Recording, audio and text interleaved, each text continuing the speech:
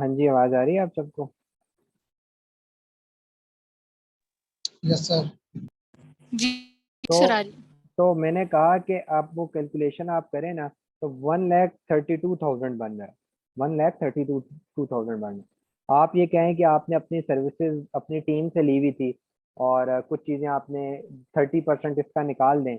फर्ज कर लें आप 30% निकाल रहे हैं, 18 ही निकाल आप लें, मैंने एक 30% निकाल लें, तो पीछे बच गया 70,000, 70-75,000। मेरा ख्याल है 70-75,000 पे मैं जो काम करता हूँ, मैं इन प्रॉपर्टी के अंदर काम करता हूँ, हमारे यहाँ एक रेशियो है कि 1 करोड़ के पीछे 50,000 रेंट आना चाहिए कम से कम। तो ये तो आपने 10 लाख के अंदर जो है ना वो 70,000, 65-70,000 रुपये की अर्निंग स्टार्ट कर दी है, तो क्या बेटर है। होपफुली आपको ये कैलकुलेशन समझ आई होगी। और इससे रिलेटेड मैं आपको फिर एक बात कर दूं। आज क्योंकि सारा हमारा मोटिवेशन बिजनेस के ऊपर हमारे इसका वो है। मेरा भाई मेरे पास उस दिन आया और मुझे कहता है कि क्योंकि वो जिम जाता है, बहुत अच्छा जिमर टाइप बंदा है, वो मुझे कहता है कि यार मेरे एक बंदे ने जिम खोला है, दोस्त ने, और अराउंड उसने कोई 2 करोड़ रुपए लगाए हैं, और 12 लाख रुपए उसका रेवेन्यू जनरेट होता है। और सारी फीसेस निकालने के बाद, आप सब लोगों को आवाज आ रही है ना? सारी फीसेस निकालने के बाद वो उसको 7 लाख रुपए बच जाते हैं। 5 लाख रुपए में वो 3 लाख रेंट देता है। मैं हंसने शुरू हो गया, मैंने कहा जी बिल्कुल ठीक कह रहे हैं। तो कहता है यार देखना, ओ भाई 2 करोड़ रुपए में 7 लाख रुपया कमा रहा है। हम 2 करोड़ रुपए का अगर प्रॉपर्टी रेंट, क्योंकि वो भी एरोस्पेस इंजीनियर है, लेकिन बिल्डर अब्बू के साथ ही होता है बिल्डिंग। अब मुझे एक बात बताएं, मैं हंसने शुरू हो गया। मैंने कहा यार मैं तुम्हें एक मॉडल बताता हूँ, तुम अमेजोन के अंदर 20 लाख रुपए की एक लॉन्च करो, और 10 लॉन्चेस होती हैं 2 करोड़ रुपए में। 2 करोड़ रुपए की आपने कितनी लॉन्चेस कर दी? 10 लॉन्चेस कर दी। नॉर्मल नॉर्मल भी लगाए ना, अभी हमने क्या एस्टिमेट लगाया, 10 लाख से 65-70 हजार कमा रहा है। तो अगर 20 लाख से कोई बंदा लाख भी कमाए, तो 10 लॉन्चेस हो तो कितना बन जाता है? 10 लाख। 10 लाख बन गया ना। अब मुझे बताएं कौन सा बिजनेस बेटर? तो और उसके अंदर हेक्टिक रूटीन, जाना आना, सब कुछ चीजें, यहाँ पर तो कुछ भी नहीं है। एफबी आप कर दें, उसके बाद भूल जाएं, 4 बंदे आपके नीचे काम कर रहे हैं, वही सारी चीजें देख रहे हैं। हाफिज अहमद साहब ऐसे तो नहीं मिलियनेयर बन गए। तो मैं ये आपको सिर्फ बात बताने का मकसद ये है कि जब आप किसी बिजनेसमैन के सामने बैठेंगे ना, तो वो आपसे ऐसी बातें ही पूछता है। वो नहीं पूछता जेएस क्या है, वो नहीं पूछता हीलियम क्या है, वो कहता है भाई मुझे बताओ प्रॉफिट क्या है, मार्जिन क्या है, क्या मिलता है इससे। तो आपको एक कैलकुलेशन आनी चाहिए कि आप अपना मोबाइल पे कैलकुलेटर खोलें और उसके मुंह के आगे रख दें, भाई ये होता है, करना है तो बताओ। ठीक है।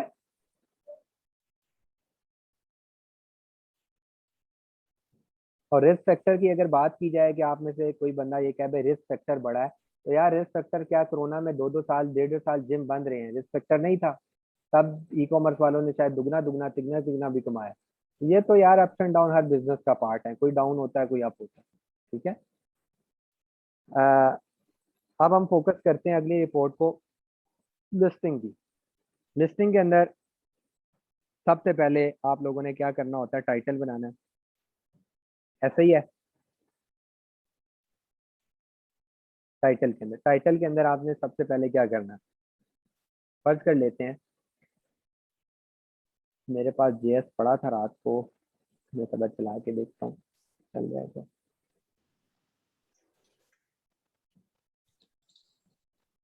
हाँ, एक सेकंड। वो टाइटल के अंदर ना आपने बेसिकली टॉप 10 निकालना है।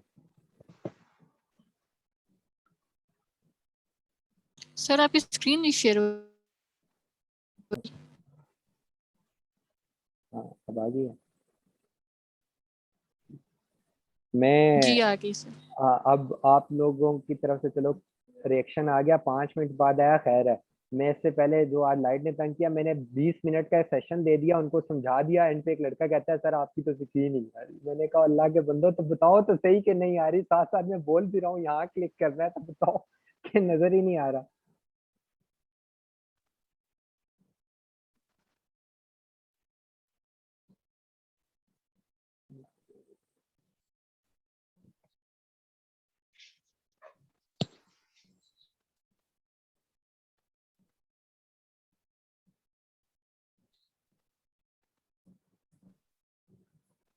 ये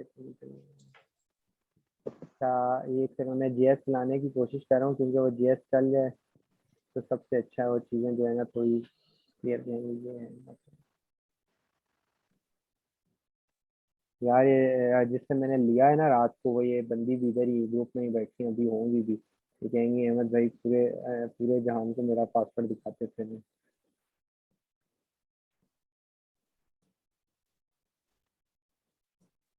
जीएस की टेंशन है, असल जो मसला है ना वो हीलियम का होता है। हीलियम जो है ना वो नहीं चलता दूसरे पे।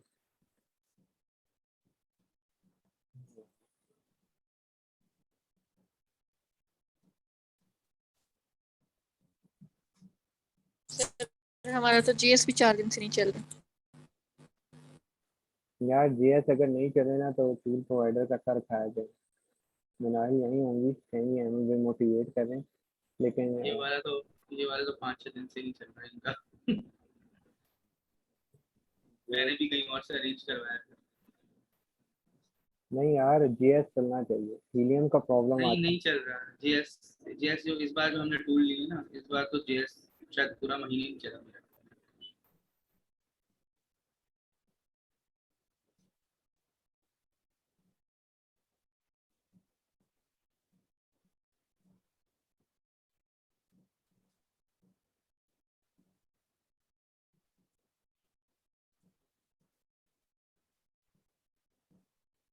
जीएस में प्रॉब्लम नहीं आता, जीएस में प्रॉब्लम आए तो टूल, ज्यादातर टूल प्रोवाइडर की तरफ से इशू आ रहा होता है। जीएस तगड़ा है, जीएस के अंदर सिर्फ ये प्रॉब्लम अगर आए ना ज्यादा बार बार आ रहा हो तो भी टूल प्रोवाइडर का मसला होता है। लेकिन अगर एक दो दफा आया तो फिर आपने कहीं रिफ्रेश नहीं करने दिया, या फिर इसके डिफरेंट होते हैं तो क्रोम की दूसरी आईडी बना लें, उससे ट्राई कर लें। हीलियम में प्रॉब्लम है, हीलियम का रिवील हो जाए तो फिर समझे कि हीलियम बंद हो जाता है पीछे से। ठीक है, तो इसको हम कर लेते हैं। जहाँ से हमने टॉप 10 निकाल ली है, ठीक है, एक एग्जांपल है। टॉप 10 के ऊपर पहले ऐड के ऊपर आपने क्लिक करना है, ठीक है, न्यू टैब के ऊपर। दूसरे के ऊपर क्लिक करना है, न्यू टैब, पूरे टॉप 10 खोल लेने हैं। ठीक है, समझ आ गई आप सबको? टॉप 10 खोलने के बाद अब इनके टाइटल पे फोकस करना है। इनके जो टाइटल्स हैं ये अब इसका प्रॉपर टाइटल है। ठीक है, देख रहे हैं इसके अंदर, इस टाइटल के अंदर आपने गौर करना है कि कहीं ना कहीं इसने ब्रांड का नेम तो नहीं कहीं लिखा हुआ। तो मुझे ढूंढ के बताएगा ब्रांड का नेम इसने लिखा है या नहीं। लिखते हैं लोग, लिखते हैं, हम भी लिखेंगे कल, क्योंकि पहचान होती है। ये पहला पहला वर्ड शायद होगा, हाँ, वीजीओ। हर बंदा, हाँ ये इसका, जियो लिखा हुआ है। हाँ इसका पहला वीजीओ वर्ड है। 3। हाँ इसका ये 3 नहीं है, 3 प्लेयर्स इसने लिखा हुआ है। जैसे वीडियो ब्रांड का नाम रीड करना हो तो यहाँ नीचे लिखा वीजीओ। हुआ होता है। ठीक है, यहाँ नीचे लिखा हो रहा होता है। ये देख रहे हैं, विजिट द वीगो स्टोर जो भी है। अच्छा, तो छोटा नजर आ रहा होगा आपको, लेकिन अब माशाल्लाह इन भाई के पास वैरायटी देखी है आपने, वेरिएशन। बहुत पुराना कोई बंदा बैठा होगा। ठीक है, अब सिनेरियो ये है कि आपने इसका नाम ये हटा देना, टाइटल जिस जगह भी होगा, बाकी सारा ये कॉपी कर लेना। ठीक है, कॉपी कर लेना, और कॉपी करने के बाद इसको थोड़ा तरीके से अरेंज करना है। तरीका मैं बताता हूँ क्या है। तरीका ये है कि आपने इसके अंदर आकर डाल तो दिया, कंट्रोल V कर दिया। ठीक है,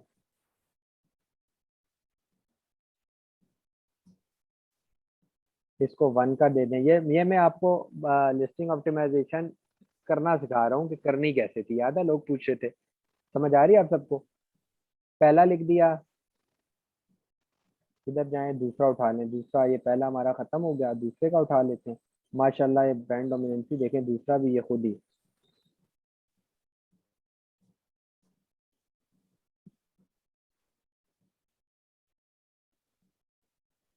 चलें, आपने इसी तरह दूसरा ले लेना है, ठीक हो गया।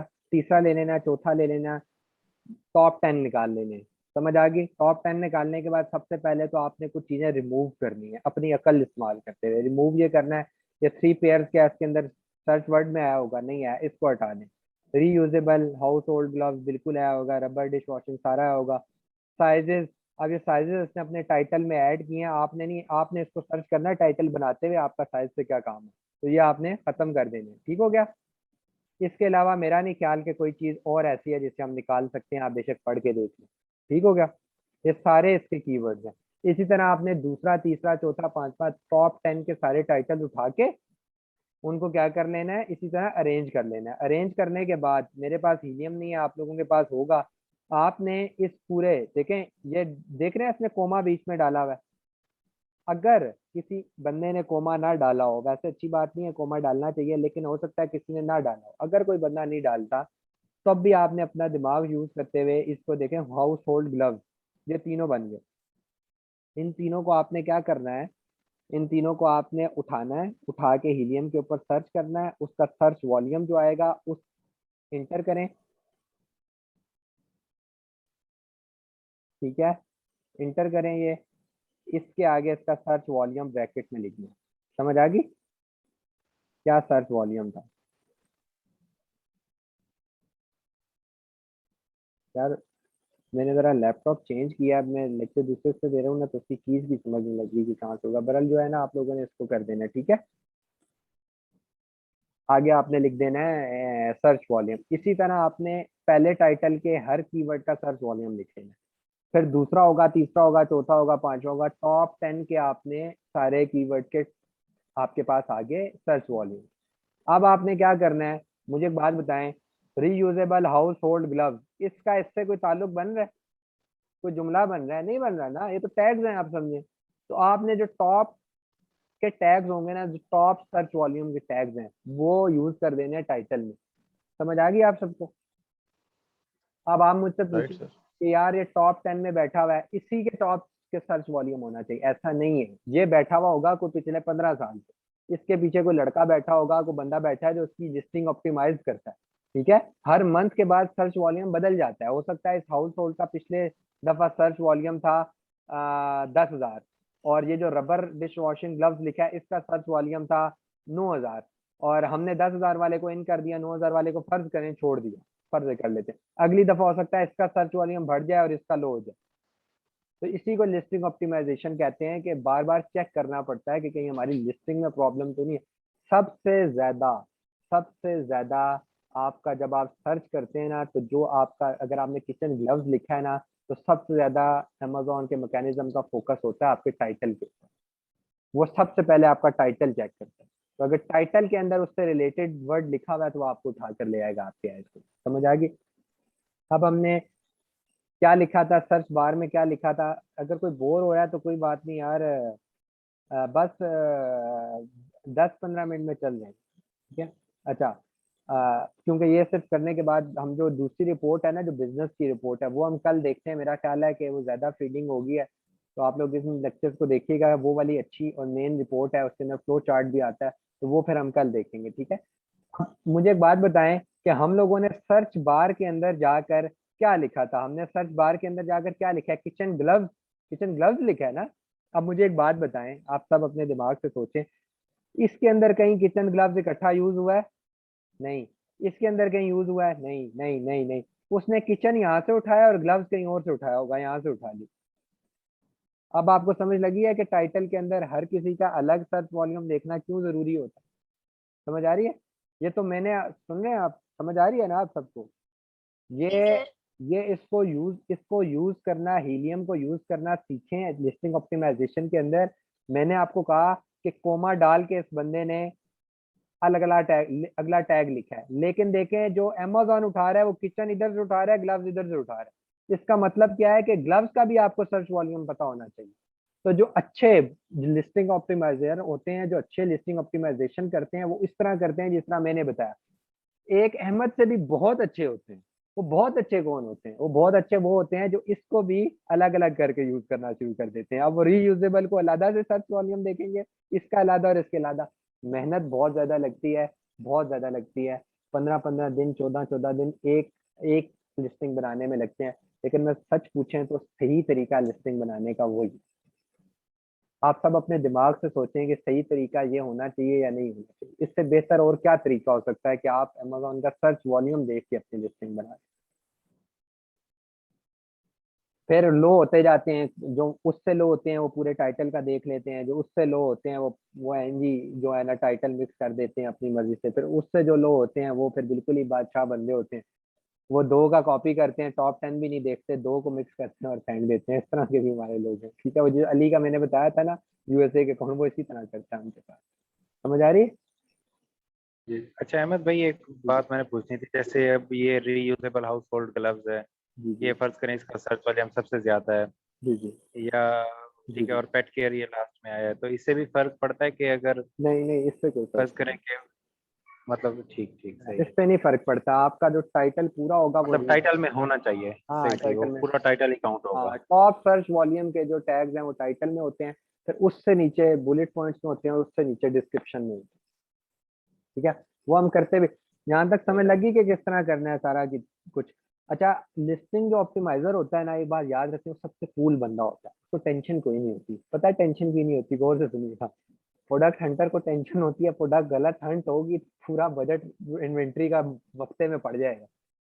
सोर्सिंग वाले को होती है महंगा सोर्स कर दिया तो रिवर्स तो नहीं हो सकती, नहीं हो सकती ना। पीपीसी वाले को होता है यार गलत पीपीसी चला दी तो 100-150 डॉलर खत्म, वैसे ही जाया हो जाएंगे। ऑप्टिमाइजर को टेंशन नहीं होती। ऑप्टिमाइजर कहता है मैंने लिस्टिंग बना दी है, रिपोर्ट तैयार है, सब कुछ है, जाके अपलोड करो, सेव ना ही मुझे फिर बताना, मैं फिर देख लूंगा इस दफा। ठीक है, तो उसके लिए ये चीज बड़ी आसान होती है, उसका टाइम मुश्किल होता है, लेकिन उसके लिए ये मतलब ना रिस्क फैक्टर बहुत कम है। समझ आइए आपको? क्या रिस्क फैक्टर है? जाके एडिट कर लेना यार, ये इसमें कोई प्रॉब्लम थोड़ी है।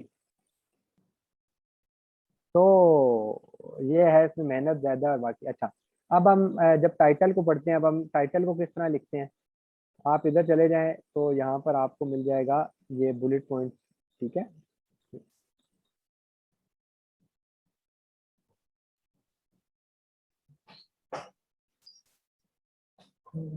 मुझे बस मैंने से बैठा हुआ था, मैंने कहा चेक करो। हाँ जी, क्वेश्चन में स्क्रीन बोर नजर आ हो रही है रहे ना? हैं। नहीं नहीं, मैं तो टीवी देख रहा हूँ, मैं बस आपको जब आप फ्री हो जाए तो आ जाएगा। हाँ, स्क्रीन नजर मैं आ रही तो है आप अपना सबको? आपकी वीडियो कॉल ऑन है। ठीक।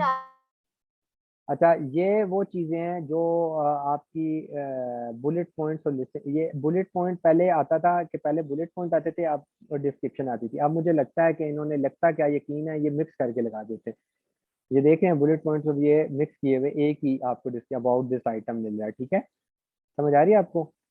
तो ये अब एक ही चीज है। ये मुझे एक बंदे ने बताया कि इन्होंने एक कर दिया है, तकरीबन 3 महीने हो गए हैं। पहले डिस्क्रिप्शन वो लेते थे ना, उसके अंदर HTML में लेते थे, वो HTML में भी लेना शुरू छोड़ दिया और इस तरह मर्ज करना शुरू कर दिया। तो आप उसको छोड़ दें, उस सारी चीज़ों को, सिर्फ ये सोचें कि ये जो, सुन रहे हैं, आवाज़ आ रही है ना? ये आपने इस सारे को कॉपी करना है, इस सारे को अच्छे से कॉपी करें। अरे अच्छा, ये आपने टॉप 5 का उठाना है, टॉप 5 या टॉप 7 का, टॉप 10 का नहीं उठाएंगे, बहुत हेक्टिक हो जाता है। ठीक है,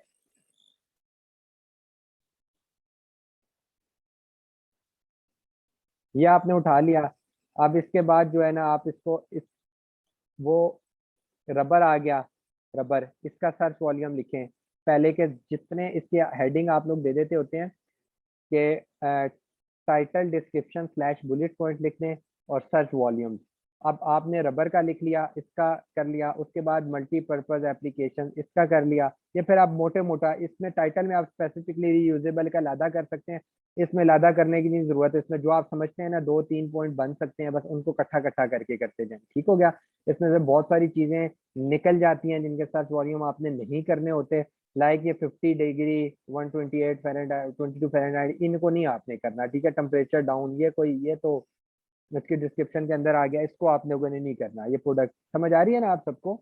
कि इसके मेन मेन कीवर्ड निकाल के उनका सर्च वॉल्यूम आपने लिखते जाना है। अब एट द एंड क्या होगा, सुनने? एट द एंड ये होगा कि 5-6 आपने लिस्टिंग उठाई, उनके कीवर्ड्स निकाल के आपने उनके सर्च वॉल्यूम लिख लिए। अब आपके पास, अब आपने डिस्क्रिप्शन बनानी है अपनी, आपके पास पूरी रिपोर्ट आ गई है साइड पे, अब आपने डिस्क्रिप्शन बनानी है। अब डिस्क्रिप्शन बनाने के लिए आप सब लोग मुझे वैसे ही बताएं थोड़ा सा अपने अंदाज से कि हमने लिस्टिंग पढ़ी थी। अब आप किन कीवर्ड्स का यूज करेंगे, किन कीवर्ड्स का यूज करेंगे? आप लोग डिस्क्रिप्शन बना रहे हैं, लिख रहे हैं, एक जुमला तरतीब देना है, उस इतने ज्यादा वर्ड्स हैं आपके पास, आपने 5 लिस्टिंग के अंदर से वर्ड निकाल के उनका जो सा है वो एनालिसिस कर लिया, सर्च वॉल्यूम पता कर लिया। अब आप किसको जो सा है यूज किस किस को करेंगे?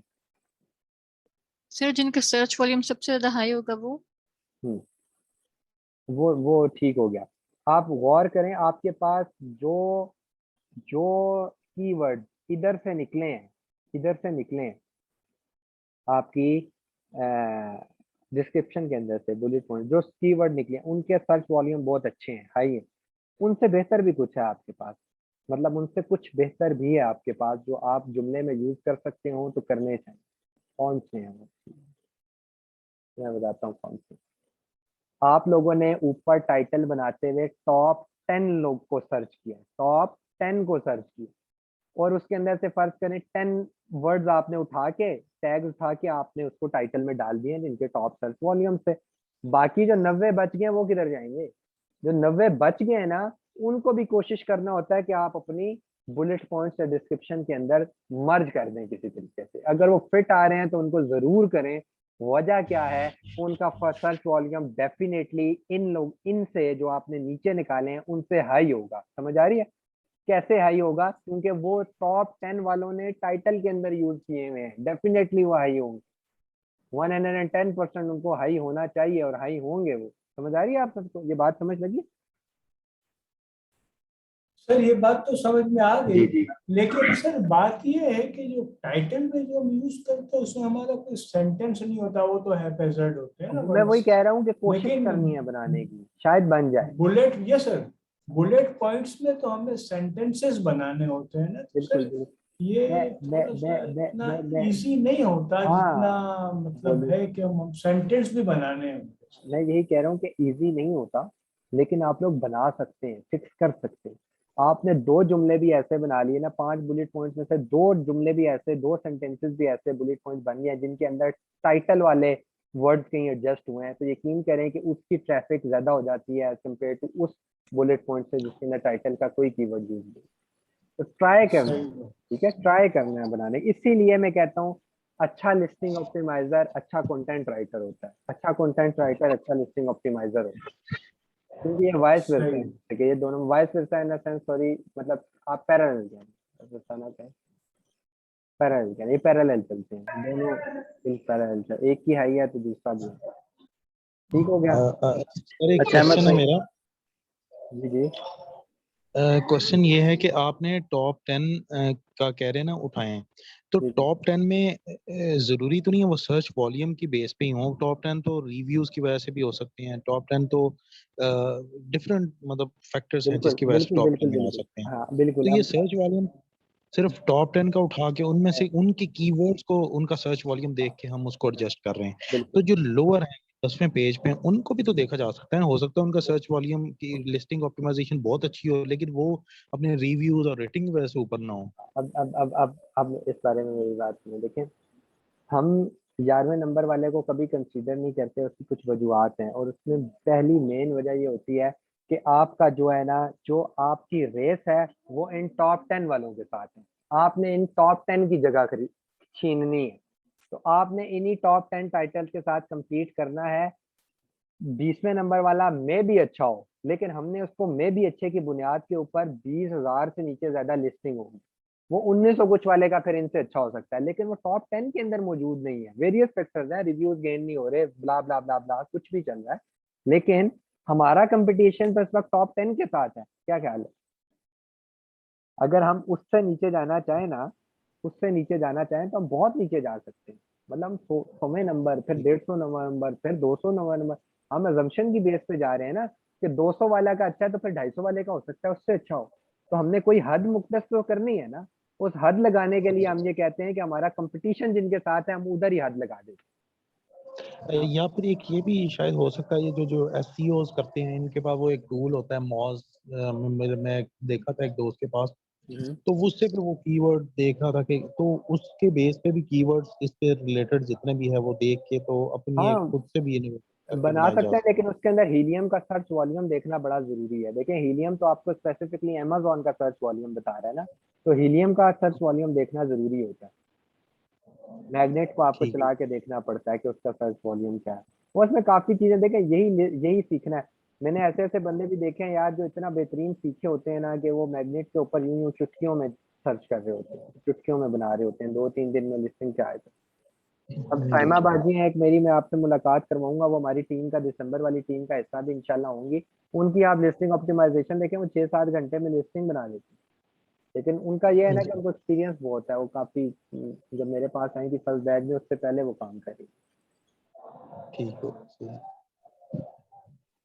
तो अच्छा अहमद भाई, मेरा भी एक सवाल है इसी से रिलेटेड, जी कि अगर फर्ज करें कोई हनीमून पीरियड की वजह से टॉप 10 में आया हुआ हो, मतलब न्यू सेलर हो तो उसकी लिस्टिंग ऑप्टिमाइजेशन वैसे तो मतलब देखनी चाहिए, लेकिन ये है कि क्या हम मतलब उसको वो स्किप ए, इसलिए कर वो कि हमारा वो ना हो देखो कंपटीटर, एक्चुअल मतलब हमारा कंपटीटर ना हो वो। हम उसकी भी देखेंगे। उसकी वजह यह है कि वो 2 से ज्यादा स्लॉट पर तो वैसे ही नहीं होगा अगर हनीमून चलती रहे, क्योंकि 2 से ज्यादा स्लॉट हो जाएंगी तो प्रोडक्ट ही रिजेक्ट हो जाएगी। हमने क्या पढ़ा है, यही पढ़ा हुआ है ना कि 2 से ज्यादा न्यू लिस्टिंग वाले नहीं होने चाहिए। लेकिन हम देखेंगे उनको भी। बात फिर वहां पर ही आ जाती है कि हमने एक हद मुकर्रर किया है कि टॉप 10 वालों के साथ हमारा कंपटीशन है, यही वो लोग हैं जिनके साथ हमने कम्पीट करना है।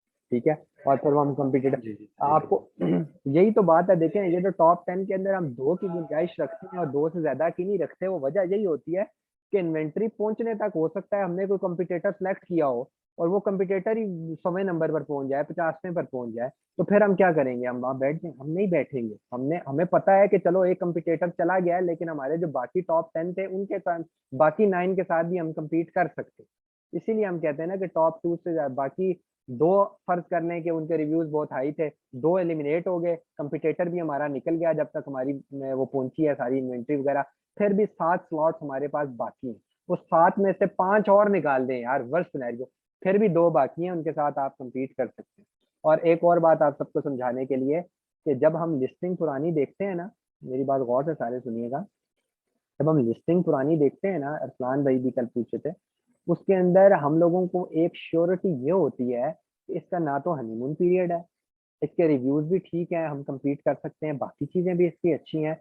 यार ये अपने बजोरे बाजू टॉप 10 के अंदर बैठा है, ये ना हनीमून पीरियड पे बैठा है। अगर तो ये प्रॉक्सी मार्केटिंग कर कर भी आया तो इसके प्रॉक्सी मार्केटिंग में 400 ही रिव्यूज है ना यार, मैं ले लूंगा रिव्यू। तो मतलब ये है कि ये बजोरे बाजू बैठा हुआ है, ये मतलब किसी धक्के से नहीं आया। हनीमून पीरियड एक धक्का है, ये धक्के से नहीं आया, ये टॉप 10 में। तो फिर हमें श्योरिटी हो जाती है कि चलो कोई बात नहीं, हम टॉप 10 में नहीं है, टॉप 20 में है। वो 4,000 रेवेन्यू जनरेट कर रहा था, हम 2,000 कर रहे हैं, स्टैट्स हमारे सेम होंगे, एक वक्त आएगा हम भी टॉप 10 में जाएंगे उन्हीं स्टैट्स के ऊपर, क्योंकि वो भी तो गया था ना। समझ आ रही है? शफलिंग होती रहती है ना, समझ आ रही है ना आप सबको? सेल्स जी के जी। ऊपर सारी चीजों के ऊपर हो सकता है उसकी सेल्स कम हो जाए, उसके रिव्यू 400 नहीं, हमारी सेल्स दिन की ज्यादा हो जाए। अमेजोन का मैकेनिज्म इसको भी देख रहा होता है, हमारी सेल्स ज्यादा होंगी तो डेफिनेटली हम आहिस्ता आहिस्ता ऊपर आएंगे। तो अल्लाह चीजों को, और किसी का कोई क्वेश्चन हो इससे होगी। बाकी एक फाइनल रिपोर्ट हम कल देखेंगे, तो फाइनल रिपोर्ट है ये। अच्छा एक बार याद रखिएगा कि जब आपने रिपोर्ट बनानी है ना, प्रैक्टिस प्रैक्टिस इस तरह करनी है जिस तरह मैंने आपको बताया ये सारी अपने बनाने के लिए। असल रिपोर्ट तो वो होगी ना जिसमें आप टाइटल की हेडिंग देंगे और नीचे अपना प्रॉपर टाइटल लिख देंगे जो इंटर करके, वो वाली रिपोर्ट आपने कस्टमर को भेजनी होती है। मैं रिपीट एंड रिपीट कह रहा हूँ कि कभी भी कस्टमर को पूरी लिस्ट, पूरी डिस्क्रिप्शन ना लिख के दे देना, अपने पास रखना। पूरी फाइल नहीं भेजनी। पूरी फाइल लेकर अगर खुदा ना खास्ता ने पैसे देने से इनकार कर दिया फिर क्या करेंगे? तो हमेशा पूरी चीज नहीं भेजते, फाइवर का भी ये असूल है, आप पूरी चीजें नहीं भेजते। आपने मैथ्स के 5 क्वेश्चन किए हैं, 3 भेजते हैं, 2 आप कहते हैं तब भेजूंगा जब आप पेमेंट ओके करेंगे। ठीक है, तो अगर वो क्लाइंट हेजिटेशन दिखाए ना कि नहीं नहीं आप भेजें, समझ जाए क्लाइंट डिंगा हो रहा है। क्लाइंट जो अच्छा क्लाइंट है ना वो कभी भी ये नहीं करता, जो प्रोफेशनल क्लाइंट होता है। ठीक है, वो आपको आधी लिस्टिंग पे दे देता है पैसे, मतलब लिस्टिंग तैयार होती है दिखाने। और किसी का कोई क्वेश्चन हो? सर तो ये बात हुई कि ये जो लिस्टिंग हो रही है ये हमें 10 में से सिलेक्ट करके एक प्रोडक्ट की हम ये डिटेल तैयार कर बिल्कुल लें, बिल्कुल ऐसे ही, ऐसे ही। एक ही हाँ प्रोडक्ट की हाँ होगी। लेकिन ये जब होगी जब हमारा प्रोडक्ट फाइनल हो चुका होगा, हाँ फिर हम उसकी लिस्टिंग हाँ, बनेगी ना। फाइनल हो चुका होगा। मैं बताता हूँ, जब प्रोडक्ट फाइनल हो जाती है ना, ये हम करते कब है? ये करते तब है, सब लोग गौर से सुन लें। एक वर्ड होती है dummy listing. Dummy listing basically क्या है, जिसको हम कहते हैं डमी लिस्टिंग। डमी लिस्टिंग क्या होता है? इन्वेंट्री अभी पहुंची नहीं होती, हम लिस्टिंग कर देते हैं। वो क्यों कर रहे होते हैं? ताकि हम लिस्टिंग, कोई छोटा प्रोसेस नहीं है लिस्टिंग। आपने अभी थोड़ा सा देखा होगा कि लिस्टिंग एक लेंथी प्रोसेस है, ठीक है, 15-20 दिन ले जाता है अच्छी लिस्टिंग बनाने में। तो हम क्या करते हैं, जब हमारी सोर्सिंग हो रही होती है ना, साथ साथ प्रोडक्ट हो गया, सोर्सिंग होगी, प्रोडक्ट फाइनल है, प्रॉफिट मार्जिन ओके है, अभी ओके हो गया, 30% पेमेंट कर दी, इन्वेंट्री बनना शुरू हो गया। अब इन्वेंट्री बनाएगा मैन्युफैक्चर 20 दिन में, तो 20 दिन के अंदर क्या होता है, हम अपनी डमी लिस्टिंग करते हैं, लिस्टिंग तैयार करना शुरू कर देते हैं। हमारी लिस्टिंग की रिपोर्ट तैयार होगी, सब कुछ तैयार है, टाइटल तैयार है, ऑल ऑल गुड है। अब अगले 20 दिन लगने हैं पहुंचने में, तो वो जो 20 दिन होते हैं ना उसके अंदर हम अपनी लिस्टिंग अपलोड कर देते हैं, अपलोड करके ओके कर देते हैं, समझ आ गई। उसके अंदर हमें यूपीसी कोड चाहिए होता है, यूपीसी कोड भी डाल देते हैं, ओके कर देते हैं, ऑल गुड हो जाता है, शिपमेंट प्लान बना होता है, सब चीजें तैयार होती हैं। जैसे ही हमारी इन्वेंट्री अमेजोन के वेयर हाउस पहुंचती है, वो हमारा यूपीसी कोड स्कैन करता है, हमारी लिस्टिंग यहाँ विद इन 1 घंटा और 2 घंटे एक्टिवेट हो जाती है, 1-2 घंटे में एक्टिवेटेड हो जाते हैं। अब आप बताएं डमी लिस्टिंग का फायदा क्या है? डमी लिस्टिंग का फायदा है टाइम को बचाना। इन्वेंट्री पहुंचेगी, फिर लिखना शुरू करेंगे, 15-20 दिन लग जाएंगे। और उसके अलावा अगर आप अभी से लिखना शुरू हो रहे हैं और अपलोड करना शुरू हो रहे हैं, तो अगर फर्ज करें आपने 100 वर्ड लिखने थे, गलती से आपने 110 वर्ड लिखे हैं, तो वो 110 वर्ड का मतलब यह है कि फिर से आपको सारी चीजें ठीक करनी है टाइटल के अंदर, समझ आ रही है ना। तो जब आप अपलोड कर चुके होते हैं ना, आप की काम होते हैं, सारी चीजें रेडी हैं, कोई मसला परेशानी नहीं होगी, लिस्टिंग आपकी ओके होगी, समझ आ गई। टाइम मैनेजमेंट को बचाने के लिए हम लोग डमी लिस्टिंग करते हैं। यूपीसी कोड परचेसिंग में कोई प्रॉब्लम कुछ आ रहा है तो वो सब कुछ निकल चुका होता है उन दिनों के, ठीक हो गया। इसका मतलब तो सर ये हुआ ना कि अच्छा प्रोडक्ट अगर हमने हंट कर लिया है और वो हमें लगता है कि ये हमारा वो अप्रूव कर देगा क्लाइंट, तो हम उसकी डमी लिस्टिंग पहले से तैयार कर सकते नहीं, सोर्सिंग की बात करते हैं, सोर्सिंग पर बात ना बने। हैं। लेकिन प्रोडक्ट अच्छा, सोर्सिंग में प्राइस ही महंगी हो, वो क्या है, मेरा बजट ही नहीं है फिर। उसके बाद मतलब हाँ, उसके बाद जब सोर्सिंग ओके हो जाए, मैन्युफैक्चर तैयार करना शुरू कर दे, आप डमी लिस्टिंग तैयार करना शुरू सही करें। सही ठीक हो गया, ठीक हो गया। और किसी को कोई प्रॉब्लम, कोई चीज? सही। आप फिक्र नहीं करें, मैं आपको इंशाल्लाह एक लड़के से मिलवाएंगे अभी इस मीटिंग के अंदर, वो आएगा अभी लड़का होपफुली। वो लिस्टिंग ऑप्टिमाइजर, वो भी बहुत अच्छा है, बहुत अच्छी लिस्टिंग ऑप्टिमाइज करते हैं, ठीक है। सर मुझे बस से थोड़ा सा कंफ्यूजन है, जो शायद वही प्रैक्टिकल, खास करके जो ये है ना, जो ये बुलेट पॉइंट्स, जो सेंटेंस मेकिंग, इसमें अगर थोड़ा सा जैसे आप बता रहे हैं, वो आपका कोई एक्सपर्ट आएगा, वो हमें इसकी, जैसे अभी आपने टाइटल में हमें बताया ना, इस तरीके से करके टाइटल पे और क्लियर हो गया मामला। लेकिन ये बुलेट पॉइंट्स में जो सेंटेंस मेकिंग जो करनी है ना, वो अगर इसी तरीके से थोड़ा सा वो कुछ हमें प्रैक्टिकली सिलेक्ट करके वो हमें बताएगा तो अच्छा हो जाएगा। बिल्कुल ठीक हो गया, इसमें कोई मसला नहीं है, मैं उसको बता दूंगा, वो आपको टेस्ट भी दे देगा। जी सर, आप समझे ना सर मेरा हाँ कंफ्यूजन। मेरा हाँ ख्याल हाँ। ये कंफ्यूजन 90% और लोगों को होगा, जो 3-4 जो हमें बिल्कुल एक्सपीरियंस्ड हैं, जो पहले से कर रहे हैं, उनको शायद ना हो। ठीक है। अच्छा, एक और चीज आप सबको बताता हूँ कि लिस्टिंग का ना, देखिए हंटिंग को आप चेक कर सकते हैं, सोर्सिंग को आप चेक कर सकते हैं, प्राइस मिल रही है नहीं मिल रही, प्रॉफिट। लिस्टिंग को आप चेक नहीं कर सकते, आपको पता है। आप जितनी अच्छी लिस्टिंग बना दें, इसकी चेकिंग अपलोड होने के बाद होती है। वो कैसे होती है? जब आपको ऑर्डर्स आ रहे होते हैं विदाउट पीपीसी, तब हम कह रहे होते हैं आपकी लिस्टिंग बहुत अच्छी है। वरना बड़े बड़े ब्रांड्स भी यार लिस्टिंग पीपीसी के ऊपर खड़े होते हैं, यकीन कर लें। 2-2 3-3 साल लोग चल रहे होते हैं और पीपीसी चला रहे होते हैं। खैर, आप लोग जो है आज रात को वो सारी चीजें देख लीजिएगा, जो पीपीसी उसने बहुत डिटेल में बताई हुई है उस बंदे ने। मोटा मोटा देख लें, अगर टाइम कम है तो कल हम इसके ऊपर डिस्कशन रखेंगे, पीपीसी के ऊपर क्या है, क्यों है, कैसे होती है, उसके ड्रॉबैक्स क्या हैं। और ड्रॉबैक तो खैर कोई नहीं है उसके पीपीसी के, सिर्फ खास ड्रॉबैक्स। ठीक हो गया, कोई कंफ्यूजन किसी को, कोई क्वेश्चन है तो पूछ।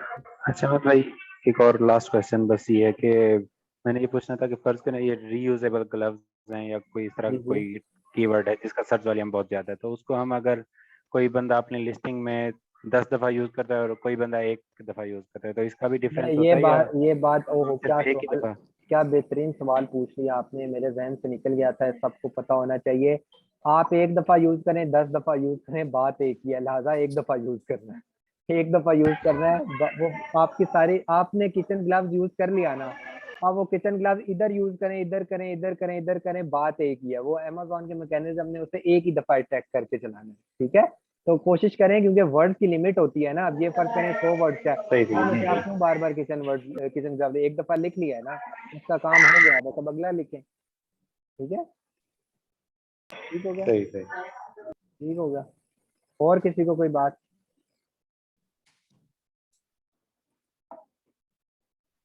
नहीं है, कोई कंफ्यूजन नहीं है किसी को? चलें ठीक है, ये मिल जाएगा, कल पीपीसी पे बात करते हैं, ठीक है। ओके इंशाल्लाह ओके इंशाल्लाह। यार, okay okay, sir, thank you so much. अल्लाह हाफिज़।